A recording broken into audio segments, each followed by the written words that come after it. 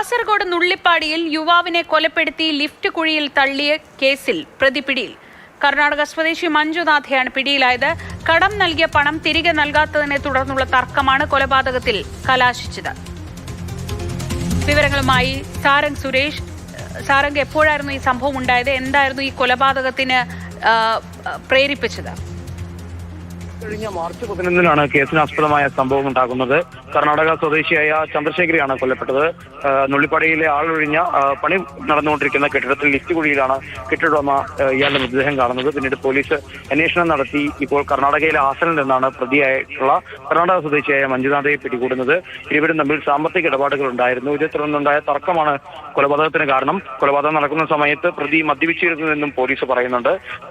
Mobile ഫോണടക്കം ഉപേക്ഷിച്ചുകൊണ്ടായിരുന്നു പ്രതി ഈ രീതിയിൽ കഴിഞ്ഞിരുന്നത്. ഏറെ നാളത്തെ തിരച്ചിലിനൊടുവിൽ അന്വേഷണത്തിനൊടുവിലാണ് കാസർഗോഡ് ടൗൺ പോലീസിന് പ്രതിയെ പിടികൂടാൻ സാധിച്ചത്. പ്രതി ഇപ്പോൾ അല്പസമയത്തിനകം തന്നെ കാസർഗോഡ് ജില്ലാ കോടതിയിൽ ഹാജരാക്കും.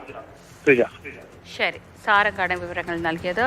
യുവാവിനെ കൊന്ന് ലിഫ്റ്റിന്റെ കുഴിയിൽ തള്ളിയ സംഭവത്തിൽ ഇപ്പോൾ പ്രതി പിടിയിലായിരിക്കുന്നു.